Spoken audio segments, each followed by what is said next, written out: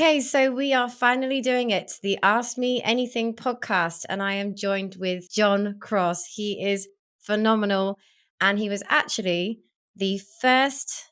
Well, it was a conversation, wasn't it? But it was the first podcast that I ever did, and it was Jon who had this brilliant idea that instead of me just talking to a mic to myself in a room, that it would be a conversation where people get to find out about me. But now people want to know more. So here we are. How are you today? I'm very happy, and it's been a year. And God, yeah. your podcasts have been fabulous and Thank and really you. interesting, even for a non-ballerina. It's good to know. Yeah, because it covered so many things to do with life and the journeys Mm. of life, particularly with the massive challenges that they had. The severe competition. I've learned about the mental health state, the way it's changed a lot. And these questions are very interesting. So should we start? Yes, thank you very much, everyone, for your questions. I think they've been a little bit safe. Just putting that out there for any time we do it again, maybe in a year's time, that people delve a little deeper. But yeah, let's We go. don't know where we're going to go Yeah, today. I mean, it could go anywhere, couldn't it? I have a Let's secret let's list. go. I have a I've secret glanced at list. them, but yeah, let's go. Okay, so how did you feel when you left the industry?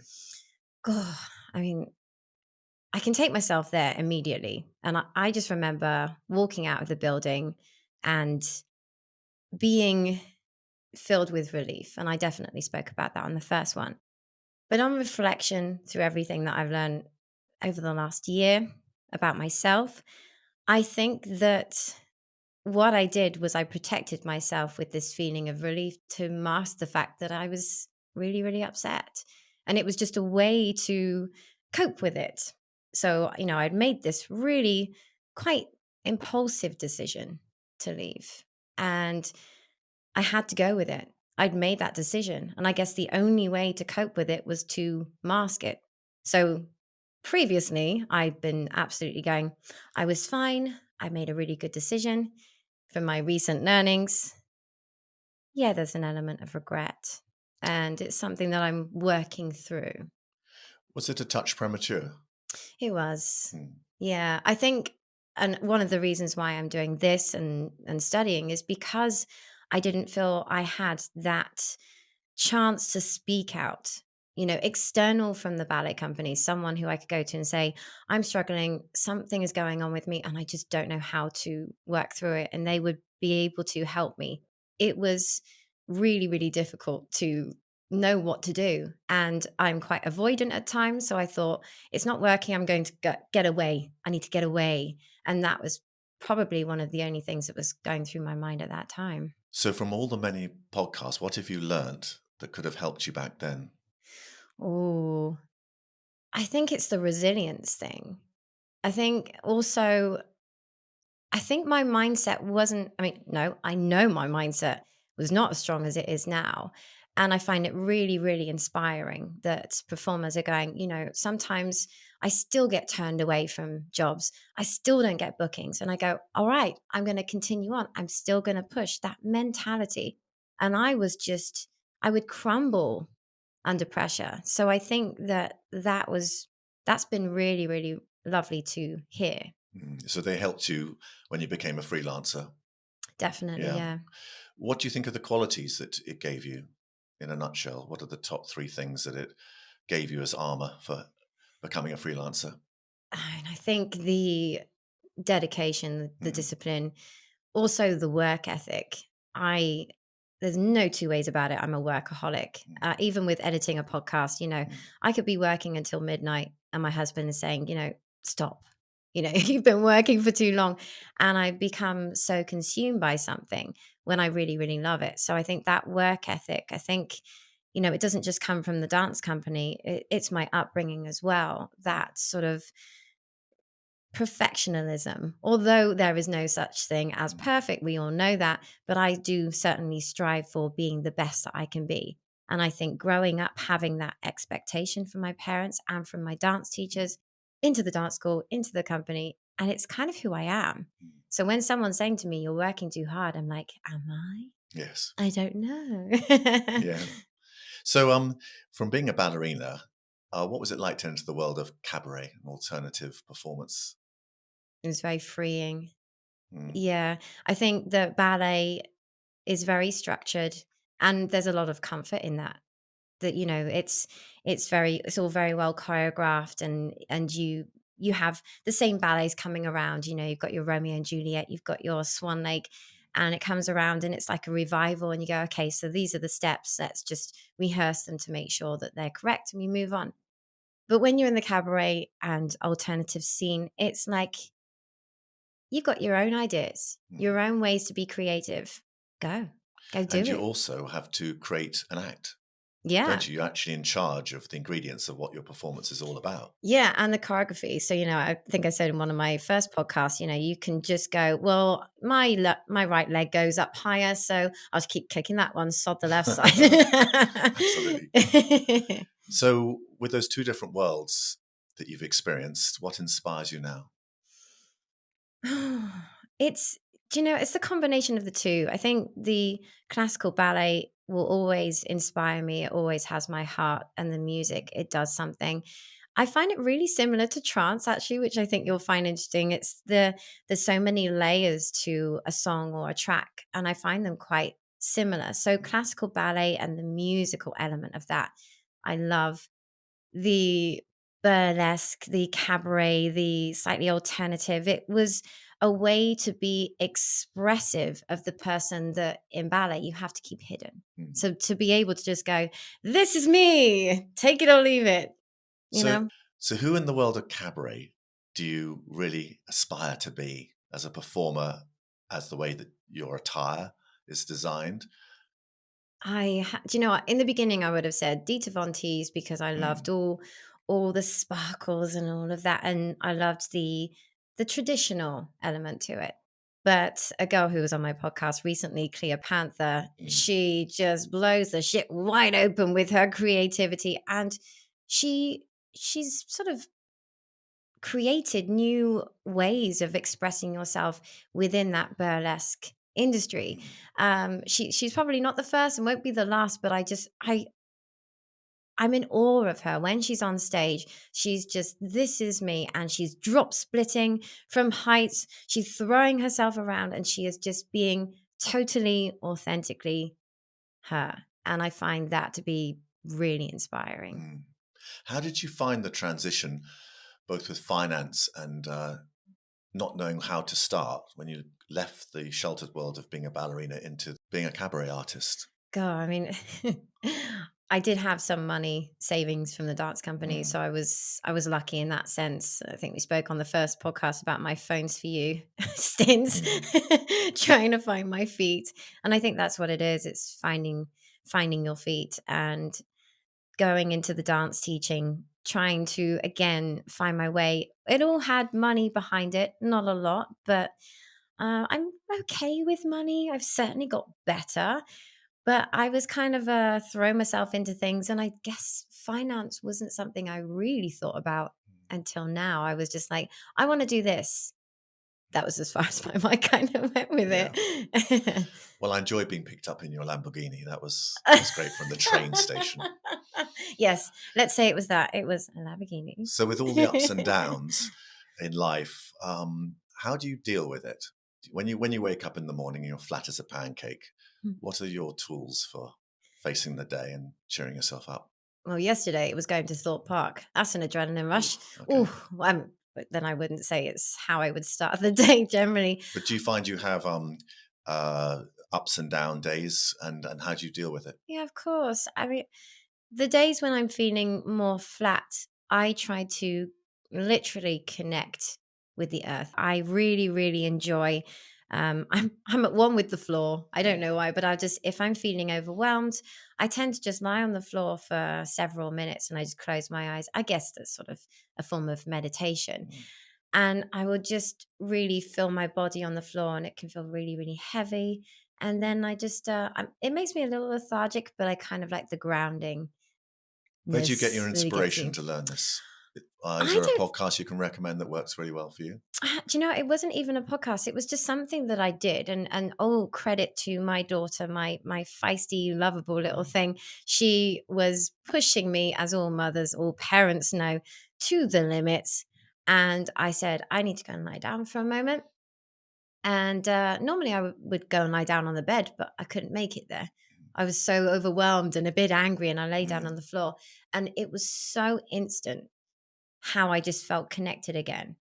It was, I guess, a self-taught thing, because normally I would go upstairs and lie down, but that's your place of rest, and it just takes longer. I think I Mm. need more time to be in my space, whereas I just went to the floor, and sometimes I'll even do it outside on Yeah. the grass. It's really funny. I'm sorry if anyone's ever seen For that. me, my mum, who's also a therapist, told Mhm. me to think of your happy place or wherever. Mhm. For me, it was actually floating in the Philippines with my, snorkel and being absolutely still for a long time looking at the fish. So That's eventually they come lovely. right up to my glasses. Hello. And that's a place which slows me down instantly. Like in a matter of 30 seconds, I go, okay, That relax, slow my heartbeat down. that's So go beautiful. fishing. Go fishing. I would love to do that. I'm claustrophobic and asthmatic, Right. so I find snorkeling is a little bit restricted, but something to look at. I mean, Yeah. you've actually reminded me with the happy place. Yeah. I mean, now you're in my studio, you can see I've got this picture behind you, which kind of looks Mm. like the ocean. And I'd say unconsciously designed my podcast studio to be my happy place, which is my beach in Thailand, where I got married. And even the bit to my left, which was like the houses and stuff, Mm. it's an exact sort of Yeah. visualization. So now I would come into my studio and feel this Mm. tranquil, safe space. I mean, it's important that your working area is one that you enjoy. But I get into my studio, I sit down, I just go, They I can trigger happy relax. memories, Yeah. happy moments. Mm. Your passion is dancing. If you could have another career in the professional arts, what would it be? Do you know, I absolutely would have loved to be a singer. Mm. I love singing in the shower. The reason why I would never sing, I can't even sing karaoke. Went to a stag do. Yes, you heard this right. Stag do 2 weeks ago. And I was like, please don't put my name down to do karaoke, because I'd probably jump off the boat. I Yeah. was like, I I have such a fear. I know that I can hit some good notes, but something, it's like, you've got the fight, flight, or freeze. Mm. I freeze. Mm. There's nothing coming out of there. Yeah. But I think I just would love the idea of standing on a stage and belting out some notes, and that feeling that it gives you, just that whole kinesthetic kind of emotion. I just think it would be incredible to be able to do that. I just couldn't do So when you're in your shower, can you it. tell us who you'd sound like and what song you'd sing that best suits your voice? So I sing many different ones. Sometimes it's even nursery rhymes, the joys of being a mum. But Christina Aguilera is That's mental normally. problems. That's stress. Ba ba black sheep. Bollocks, bollocks, bollocks. Yeah. Yeah, what Oh, was the one I was singing? It was Twinkle Twinkle Little Star the other day. My own rendition. I won't sing it. yeah. Where the hell is my bra? Yeah. Yes, I Oh, did. it's in Yeah, yeah, in yeah, the yeah, yeah. doghouse. Yeah, I was actually couldn't find it this morning. Funny you Yeah. should say that. But yeah, what else do I sing? There's a couple that I But sing what's of your voice hers. like? You mentioned earlier Christine Aguilera. Yeah. So Yeah, I mean, what song would you do if you had to do it to save the world? I can't remember what's there's a slow song, and I can't think for the life of me what it's called. And don't ask me to sing the first bit, Okay. No, because I no, won't. no. I But don't want the what windows to crack. Oh, charming. I can't think. So I love Candyman. I think that's Yeah. really nice and bouncy. Yeah. There's a song from Burlesque, the slow one. I Mm. can't remember what that's called, but I love that one.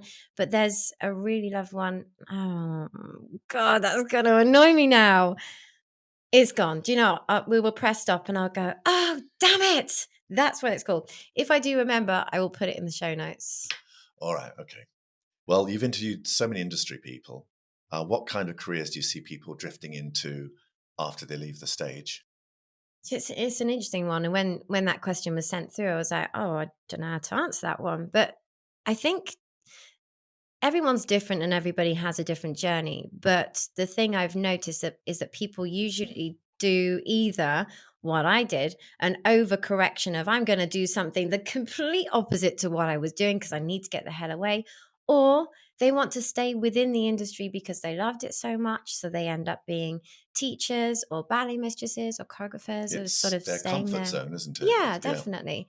Or they can step slightly away, which is what I guess I've come to now, Mm, studying to be a therapist for the performing arts. It's because I've returned back to my happy place, mm, I guess. So I think that's what people do. Fitness is another one that people start to do. If they want to maintain their fitness and they find a really, really good outlet for that, they can start their business. mm, Big shout out to Sleep Technique for their incredible mm, online fitness. They've combined ballet with aerobics, and it's really incredible what they're doing. So mm. it's, yeah, it's a lot of different things, but yeah, either overcorrection or staying sort of Yeah. within it. So, what was the moment when you decided to do a podcast that gave you the confidence to do it? Was it because you had this avalanche of information you felt was just going to be left in your hard drive brain, and that you wanted to get it out? You felt you had the confidence to tell the world about things. It was a really interesting process. I became quite obsessed with podcasts, and it was the Happy Place podcast, which Mm, I actually adored. I mm, found it really relaxing. Fern's voice is just so relaxing, and mm, I always enjoyed listening to her. And then I came across Diary of a CEO, mm. who we are both big fans of. So Yes, that's shout right. out to Steve. Yeah, Wink, absolutely. wink, nudge, nudge. Yes. But There's an empty chair here. yeah, no, there's an empty chair. Come fill the seat. But yeah, so it was a combination of those two. And I loved how they brought something different. There was the soft introduction with Fern, which is kind of what I Yeah, do. But I love the pow kind of going in with the first question. I love all that Steve brings. yeah. But I never thought, oh, I'm going to start my own podcast. Mm, But I was coming back from Torture Garden. I was in the taxi with my friends, and I was just, well, I thought I was just chewing their ear off. And a couple of days later, my friend, Daniela Deville, she said to me, do you know what? If you had a podcast, I would listen to you every day. right. And I went, oh my God, I think I would love to do something like Mm, that. I'd done videos before for, it was a sort of an online thing. It was to help people through a breakup. I'll mm, keep the name away just for now because that's been on pause, but it will start to be on play or resume again great. soon. But I did a lot of videos, so I was experienced with the editing, with the recording. I wasn't camera shy. I was used to talking on a Mm, one-to-one basis, and I thought this is something I could do. yeah.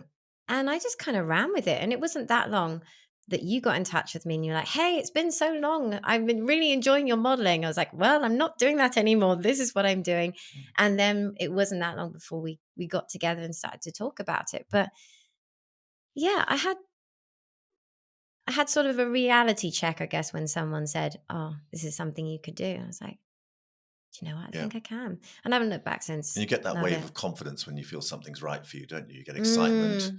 Also, the decisions you make to try and do that all fall into place really quickly because it feels natural to you, doesn't it?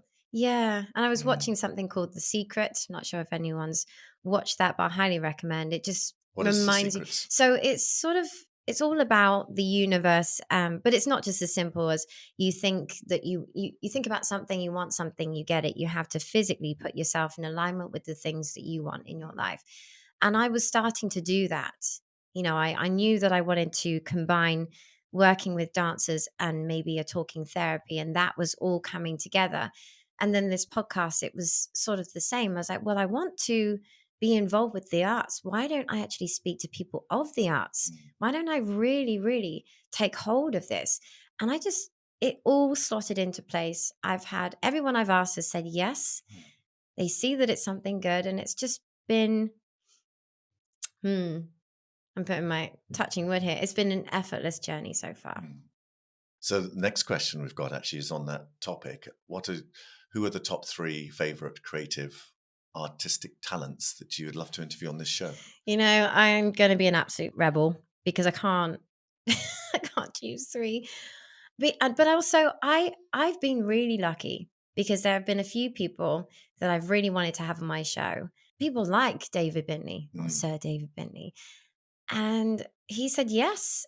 He And, was your last and, boss. and he was my boss, yes, at the Big Birmingham Royal boss. Ballet, Mm. yes. So he was a legend. He is a legend. And I was so nervous to meet him again on a level playing field, Yeah. but it was so lovely. And so when I first got this question through, I was like, well, I've kind of got the person that I really wanted. But I've since thought, let's reach for the stars. I mean, Mm. so I've made a note of the one. So one of the people that I would love to have on my show would be Darcy Bustle. Right. She worked on stage with my auntie, Mm. Karen Paisley. She's been Mm. on TV, Strictly Come Dancing. She's had an incredible life. And I would love to know more about who she is behind the stage and screen, because I'm not sure that many people, besides the people that obviously know her, have. And I would love, that would be a dream of mine. Well, you'll have to manifest that I am because it manifesting does. it. It is, yes. My second one, completely opposite, would be Chase and Status. All right. I'm actually going to see them in August Mm. at Milton Keynes Bowl. Mm. And I am a massive drum and bass fan. Maybe again for the levels of the music, Yeah. possibly, but I just absolutely love it to a degree that I would just love to have them on my show, both of them, to find out their journey. I Mm. remember seeing them in an underground club. I think it was in Islington many, Mm. many years ago, and just thought they were already big, but my God, I mean, Well, they've got awards now yeah. and doing So amazingly what is it well. about jungle music as a dancer that you enjoy? I mean, how do you dance? How's a ballerina dance to jungle? So I remember when I met my husband and we went to a drum and bass rave, and he saw me as a bit of a ballerina, kind of questioned, you don't seem like the type of person who goes to a rave. Correct. Probably that is true. But then when he started dancing and seeing that I was doing the same skanking on the dance floor, drum and bass moves, he was like, man, she cool. But I completely let go of any technique. I just feel the music. I Mm. don't think. Do you know what? I think that's why I love drum and bass, is that it clears my mind. Yeah. I don't think. Yeah. I just do. And Yeah. it's really nice to have that freedom. Yeah. I think that's what music does. My another one, oh, an actor, Steve Carell, Yeah. just because he makes me laugh. Yeah. Every single movie that has him in it, I'm watching it, Yeah. and I just absolutely love it. Along the lines of I'm breaking my rule of three. Along the lines of making me laugh, Dawn French, Yeah. Vicar of Dibley. I've watched every single episode multiple My times. favorite moment was when she was walking along and fell into the puddle. Yes. And who was the famous star that was meant to come to the fete? Oh, it was supposed to be Elton Elton John, John. and it was yeah, It was a it slightly was different somebody. It name. was Yes. but managed to get Kylie Minogue on instead or something, Yeah, wasn't I it? So remember. yeah, that was absolutely brilliant. Christina Aguilera would obviously be an absolute Yeah. treasure. I think it would be the one episode where she would speak and I would be like this. Yeah. Well, you've done some brilliant stuff. Can't remember any of your songs. So I'd be completely starstruck. Yeah. I think I would lose all my words. But I think to have her in front of me would just be an honor. I was speaking with my husband last night about this question, and he was like, "How are you going to narrow it down to three?" I was like, I Well, can't go do on, that. I squeeze an can't do extra that. one. Anything So, else? so there's two people who I adored, but they're no longer alive. I know this sounds really, Yeah. but Patrick Swayze Right. was my ultimate. The fact that he had a ballet background and then moved to actor, and I saw an interview with him, or I think it was a documentary on him, and how every movie he wanted to be in had to be different. He didn't want to be typecasted, and if he was around now, that I would absolutely. My favorite was Point Break. I love Point Break. Oh, like such a romantic life. That would have been great. Robbing banks, putting on masks, but then surfing, and Yes, then with that all bit. the money, Yeah. jumping out of planes. And Could you it's do great. that then, jumping out of a plane? Oh yes, I have at the O2, and it was 5 foot off the ground. It was an air machine with my 13-year-old going, "Dad, your shirt's showing, your pants are showing." Yeah, not good. Yeah, I don't. You know what? That's the one thing. I could go to a thought park or an amusement park, but actually free falling like that, it's not the one for Oh, I me. can. I have a fantasy of jumping out of a Oh, plane. I wear DM boots in my earlier years and a big jacket, thinking I'm going to survive the plane crash. If it happens, I know where the exits are, and I practice blindfolded in the smoke, 3 steps left and whiz. And it's just my fantasy of surviving a plane crash. oh my Isn't that God. weird? Yes, it's weird. Yes, thank you. We'll leave that. Edit that out. No, I'm keeping that in. No, but I think that was a way to have some security and Mm, control out of, off the back of not having any control at all. So I think there's an element of sense to that. mm, But still, I'm just like, I mean, I like getting in a plane, but I wouldn't jump out of one. yeah. Absolutely not. How did we move on to that? How did we get onto that? Let's Right, reining let's. it back on. So yes, you are the one with the questions. I'll Yes, just that's sit right. back. Okay.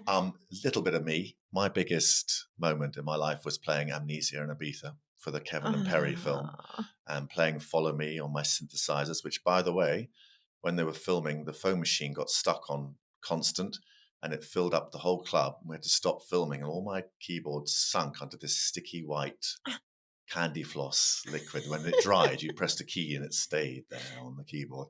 And that's why I'm not in the movie, because the foam machine broke and ruined all our gear. So moving swiftly from that, going from Amnesia probably to the New York, I would have thought. What was Hmm. your biggest stage that you performed on?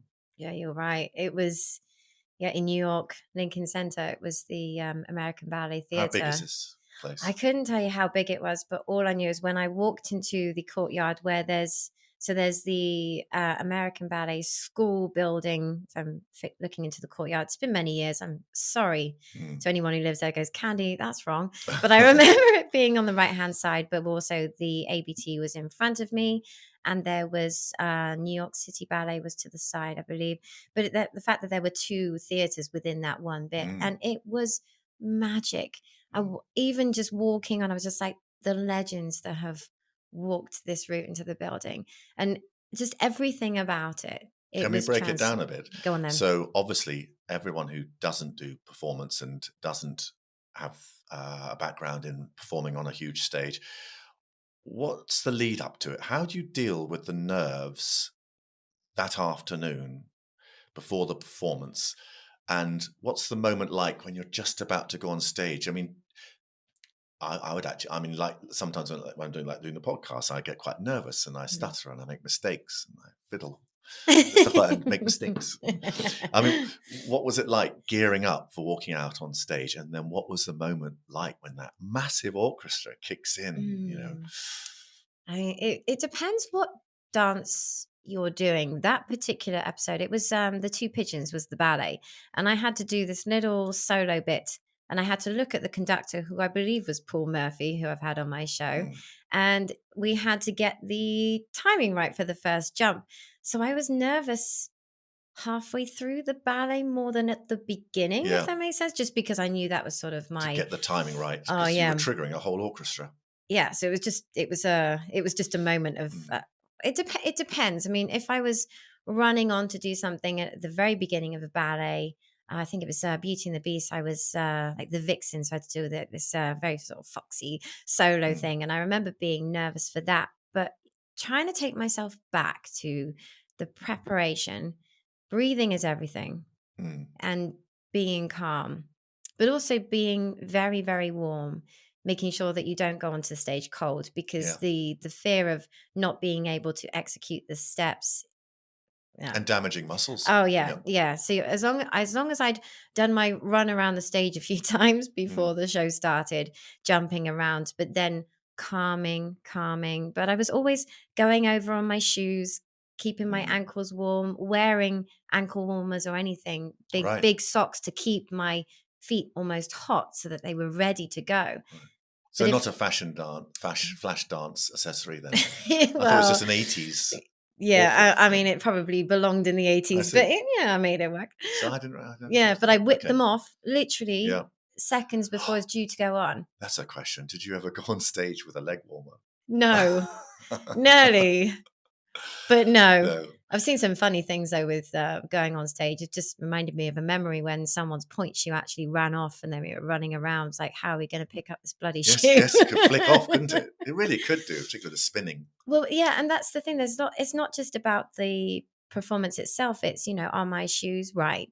Do they feel right for me to go on stage? Yeah. So there's so much involved in the performance aside from the steps. Is, am I ready physically and emotionally? Am I warm? Am I warm enough?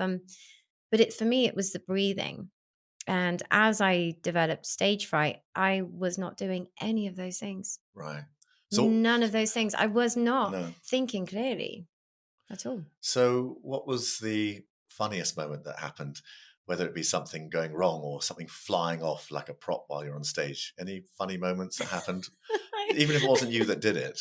Well, I think, yeah, the thing that happened was me. I did a short story on Instagram about this, but I think tell it in full.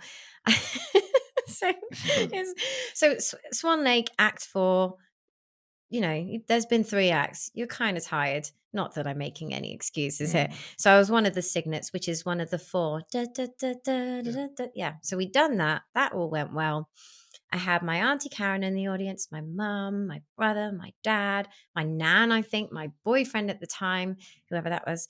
Sorry. And I was just tired, but I think it was also the 40th show. And I was kind of done. And I ran onto the stage. There was all the corps de ballet in their lines, and I just had to weave in and out and get somewhere by the count of 8. And the dry ice, it makes the stage a little slippery. Yes, it does. And I slipped. So I'm trying to think. I slipped with my right foot. Now, what I should have done is run out the direction I was going and risk being late. But I didn't want to be late. I had to be there on the count of 8. Didn't mean to rhyme. And I just tried to go across, and I ended up tripping myself up. Right. In tutu and tiara, ass over tip, charming. What are you told by the sorry, I don't know the term, but the person who teaches you how to the choreographer? What happens when there is a mistake? I mean, are you meant to act like it's actually natural? You're never, I presume, meant to go whoops. No, but that was hard to disguise, and I think that's the problem with Right. it. Is normally you always mess up little steps here and there. There's going to be things that works in the studio that you put it on stage and go, oh, I wonder why that just felt differently. It can be the lights, the audience, the pressure, many things. The costume sometimes can add restrictions that your normal attire doesn't. Was there a gasp? There was a gasp. Like, there was an audience gasp, and I believe Marion Tate, who was the ballet mistress at the time, started choking, and she had to leave the auditorium. So that was good. But it was more a case of, I can't remember if it was Marion or if it was David, went, so what happened there then? Yes. I was like, I fell. But they were cross because people on the stage were in hysterics laughing, and I think the audience could hear it. Right, so I think that took a little bit of the attention. Illusion of the whole thing, doesn't it? But that was bad. You do have falls. I remember having to jump over someone who fell, and there wasn't time for her to get up. These things do happen. Live theatre, it can't be perfect, and we're not robots. I've never seen it. I just can't understand how people do it over and over again so perfectly. Which is coming on to nearly the last question, which is, how do you deal with the Groundhog Day of performing the same performance and having to be 100% every time? Oh, we get creative. It's generally a sort of thing that's between us as a cast, and the audience would never know. But it would be a cheeky little look that we give someone, or we just do something a little bit differently. I think there's a few examples. I can think of Romeo and Juliet, the fighting scene, whatever act that was. And sometimes we would go over to somebody different and we would surprise them, and it would just make it more exciting. So we could do slightly improvise slightly with the acting bits, but with the choreography, you can't really. But I do remember standing looking into the wings, and one of the guys was pulling a moonie. Pulling down his trousers. That was fun. So there's little things that we kind of do to keep it fresh. But yeah, it can be difficult. If it's a new ballet, It's very, very exciting. Mm. But when it's something that we've done, Why is it it's exciting? because it's new. Because it doesn't have boundaries in the It's choreography. It's still fresh. it still has boundaries in terms of, you've got the music and the choreography, and as David Bitney said on his podcast, the choreography comes in last. Mm. So there's quite a lot of stress to getting it right. So there is the pressure of that, but also that evolves as the performances go on, where he starts to make changes and it always Mm. feels a bit fresh and he wants to add something. And so it just feels really nice and fresh. But Nutcracker, I remember the fifth year coming back round again, I just didn't want to hear everyone's a fruit and nutcase. Yeah. Do you remember that advert, by the way? Yes, I do. I My asked. singer in Morrigan, she was in Nutcracker with Peter Shaffer Oh when she yeah. was 6 years old. She was the one who Ah. came out of it, Cecily. Yeah. So Mm. that brings him on. What would you say to the next generation entering the world of performance arts? Has it changed a lot? I think it's changed. There's certainly more awareness in terms of mental health. I Mm. think that it was always something where we had to, God forbid, we actually showed that we had our struggles. It was Mm. certainly how we were made to feel.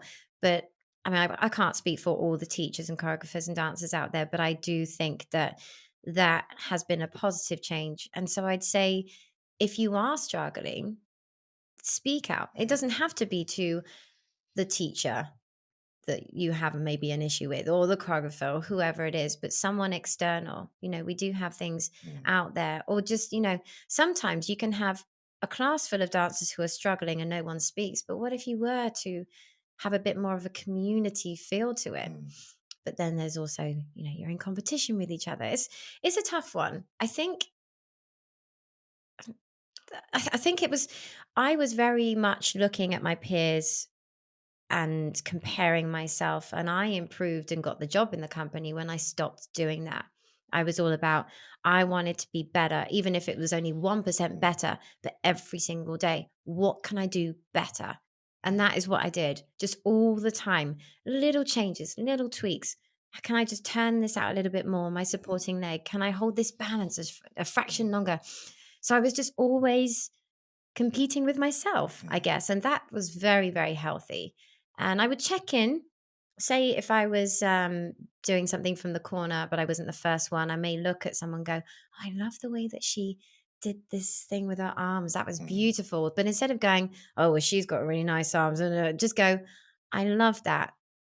I will pinch that." Mm. It's acknowledging people in the room, but not becoming so fixated that can be to the detriment of your mental health, but also your career, your potential career. So I think just keeping focused on what you want to do. I mean, it's very consuming. It has to be your life. You have to love it more than anything else. Mm. But just to stay focused, if you're feeling some sort of emotion, allow yourself to feel it. Don't hide it. Don't repress it. Don't do what I did, because it's like that bouncing ball that you're holding under the water. It's just going to bounce back up and Mm. splash you in the face. So I'd say that was probably the biggest one. Mm. So the last question um, that your fans wrote in and asked you was, Hmm. if you could go back and talk to your 20-year-old self, what advice would you give? And would you have done things differently? um, yeah, do you know what? It wasn't even. I was still dedicated. I was still very much in my prime, always in competition with myself at that point. So I was happy with the work that I was doing in that sense. But I was only doing that. I wasn't socializing with anyone. I wasn't living my life. Mm. I was just always thinking about ballet. And even in the dance company, which is where I was when I was 20, people were going out and having drinks. People were doing things. And I was just going back to my room or to my apartment. And yes, I had a life outside of dance in that I had a boyfriend at the time and my family. Mm. But I absolutely wish that I had more time or made more of an effort to spend time with the people that I work with, because I always felt like an outsider, which Mm. is weird because that's how I felt at school. So why was I doing that? Why was I still continuing to do that? I should have been there going, I did go to a few things, Mm, but I should have someone that I got on well with, I should have said, let's live together. So I wasn't on my own so much. I was so isolated. So I wish that I could say to my 20-year-old self, go, go out, go live your life a little bit. Because I think if I had that balance, it could be a different story. It's just quite hard to face, really. mm. Do you Mm. think it was a lack of confidence? Because Yeah. you're not shy, are you? Not now. Not now. But I No. was really shy. I was Right. So that really was really it, shy. wasn't it? You were just shy about going along, fitting Yeah. in. And I was always afraid of making mistakes. I always had to be perfect. Going back to this sort of Mm, high expectation thing, it was, yeah, I just had to always do perfect things. And I always had to speak perfectly. And if I couldn't speak perfectly or if I wasn't comfortable, I would just avoid it mm, altogether. And I think it's really, really powerful to just go. Make the mistakes, mm. slip up, but live, learn, enjoy. Yeah. That would be the thing that I would say to myself. Mm. Well, I'll take a few of those things into my rucksack for life. Really good talking to you. That was fascinating. Do you Thank you have very any much. questions for me?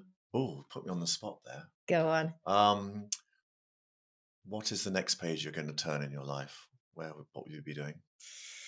So I think continuing to study, hopefully, all being well, to hopefully one day have my own practice, but I want to continue the podcast. I would like it to evolve and change as I become a qualified therapist and maybe go a little bit deeper. One Mm, thing that I've definitely noticed with some guests is that I can get a sense of maybe what's really going on for them, but I have to hold back. mm, I can't delve deeper there, but I would love when I'm qualified to just yeah, delve a little deeper mm, and just take more risks. I have to be a little bit protective at the moment with my podcast. So I guess, yeah, the qualifications and everything that it will bring me working very, very closely with possibly famous ballerinas and actors and musicians across the board. I would to help them when they have these issues, whether it's internally or externally, but just to yeah, I guess I want to put my stamp on the world and mm. just